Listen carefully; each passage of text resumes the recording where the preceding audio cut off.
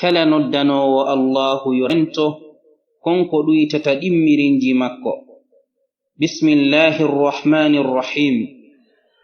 mi fuɗɗomi yetta allahu ko julgol e koho hikkaymi fiiltomi jarna jinnaɓe ko allahu lamɗo holormi ka jemmare leeri immimi siɓantoymi konɗi faalami nde windoyde seeɗa alhaali ko himminmi buy ko taskimi ko saa'iji hande hawnimmi ko neeɗiji gando faltaymi e yewtoɓe goonga toɗɗimi ɓe yawnaki kamɓe hollaymi muru'aji maɓɓe ɓantama ɗi ustama buysi taskama ko noneji ɓenge jikkuji ɓe yewtinmi ɗon ɓe wallimmi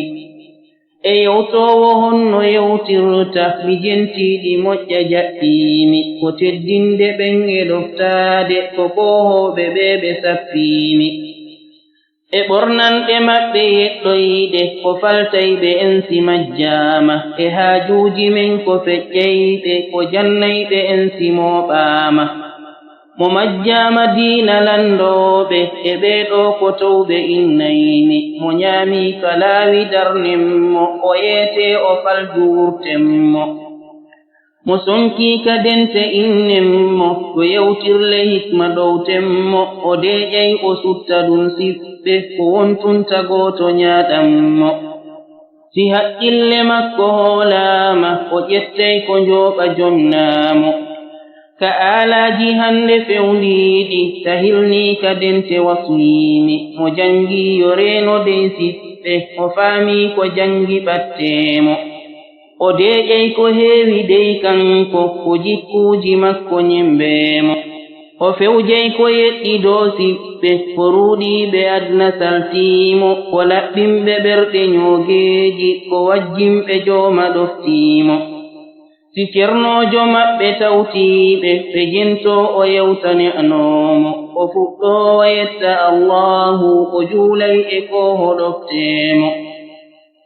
mi yiltoo mi yewta ellaaji ko wontay ɗiɗon ɗi huwaymi mo suttiino woowi accimmo simiijiiɗo faalarentimmo no wowtaaka yaasi handeejo ka filmooɓe ɗon ɓe sappaama no ɓornoo ko woopinaamuuji ɗi aldaa eneedi wowlaama ɗi haanaayo siɓɓe renteeɗi ko ɓeydooji tuuɗe fottaama ɓe battooɓe filma geeseeli ɓe waajoo ko bolɗi taskaama si waasiika selfi huutorɗi si ronkiyo yeɗɗu ƴettenmo muru'aaji mon ko ɗaɓɓaaɗi jamaa fow no ndaara faaniimi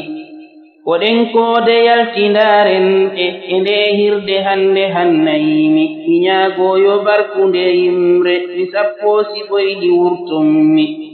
ko nokkuure fow ko taskaaɗi si faljaama yandi yaafeemo o himman o diina ɗowteemo e naamuuji makko wallonmo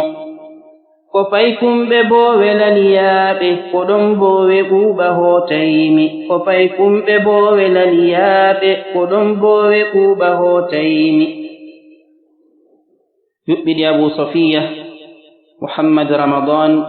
Ash-Shafi'i Ba.